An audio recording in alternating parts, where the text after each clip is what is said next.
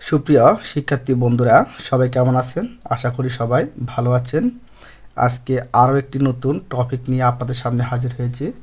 আজকের টপিক আমাদের নবম দশম শ্রেণীর যে পাঠ্য বই আছে, নবম দশম শ্রেণীর পাঠ্য বইয়ের পৃষ্ঠা নাম্বার 10। পৃষ্ঠা নাম্বার 10-এ এখানে উল্লেখ আছে সদৃশ আবৃত্ত দশমিক ও অসদৃশ আবৃত্ত দশমিক ভগ্নাংশ। এখানে আলোচনা করা আছে, তবে আমি এখানে আলাদাভাবে আজকে এই টপিকটি নিয়ে আলোচনা করব যে সদৃশ আবৃত্ত দশমিক ভগ্নাংশ কি আর অসদৃশ আবৃত্ত দশমিক ভগ্নাংশ কি। তো প্রথম আমরা সঙ্গে চলে যাই। আর আমি আমার প্রায় ভিডিওতে একই কথা বলি যে আপনি যে কোনো ভিডিও প্রথম থেকে শেষ পর্যন্ত যদি না দেখেন তাহলে আপনি আসলে কিছুই বুঝবেন না।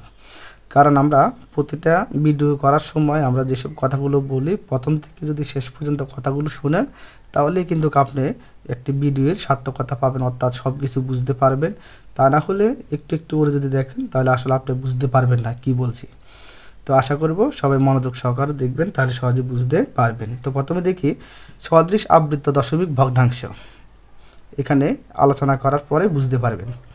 দুই বা ততোধিক আবৃত্ত দশমিক ভগ্নাংশের অনাবৃত্ত ও আবৃত্ত উভয় অংশের অঙ্ক সংখ্যা সমান হলে এদের সদৃশ আবৃত্ত দশমিক ভগ্নাংশ বলে। আমি আমার ইউটিউবে এবং ফেসবুকের যে পেজে যে আমি যে ভিডিওগুলো আপলোড করি তাতে এরাই কিন্তু আমি অনাবৃত্ত আর আবৃত্ত মানে দশমিক ভগ্নাংশ কি তা উল্লেখ করেছি।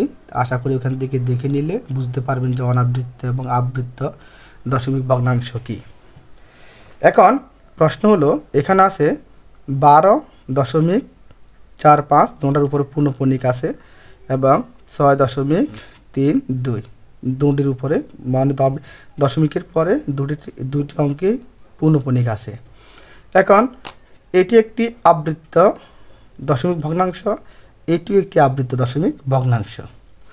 এখন এখানে দশমিক বিন্দুর পর আবৃত্ত অংশ আছে দুইটি, এখানেও দশমিকের পর আবৃত্ত অংশ আছে দুইটি। তাহলে এই দশমিক ভগ্নাংশটি আর এই দশমিক ভগ্নাংশটি সমান। এখন আমরা সংজ্ঞা কী বলি আবার একটু দেখিনি। দুই বা ততোধিক আবৃত্ত দশমিক ভগ্নাংশের অনাবৃত্ত ও আবৃত্ত। এখানে অনাবৃত্ত অংশ নেই, শুধু আবৃত্ত আছে।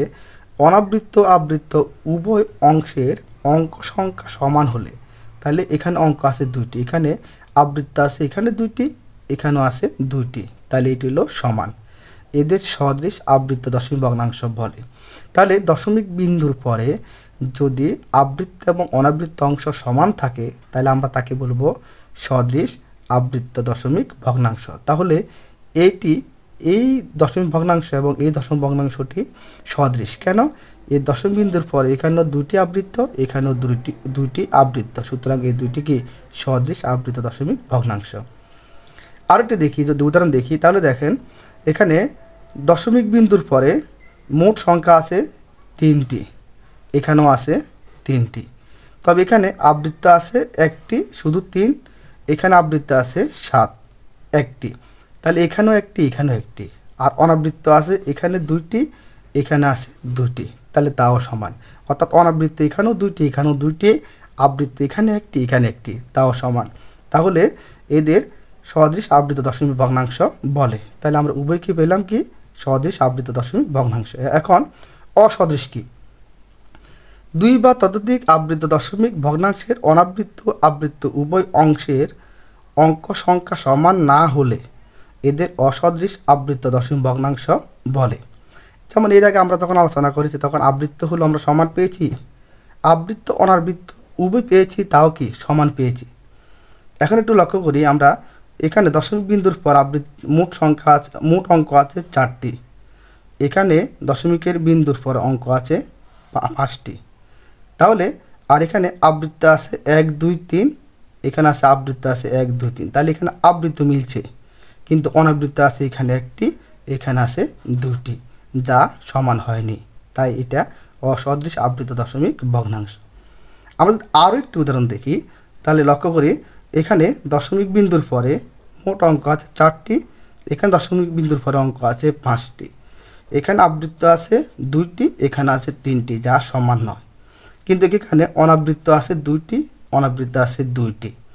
এখন প্রশ্ন হলো আবৃত্ত অনাবৃত্ত তো মিলছে, তাহলে কি হবে? না, এখানে অনাবৃত্ত দুইটি, এখানে অনাবৃত্ত দুইটি। এখানে যদি এরকম হয় তাও হবে অসদৃশ, কারণ সদৃশ হতে হলে আবৃত্ত মিলতে হবে, অনাবৃত্ত মিলতে হবে। আশা করি সবাই বুঝতে পেরেছেন। ধন্যবাদ সবাইকে।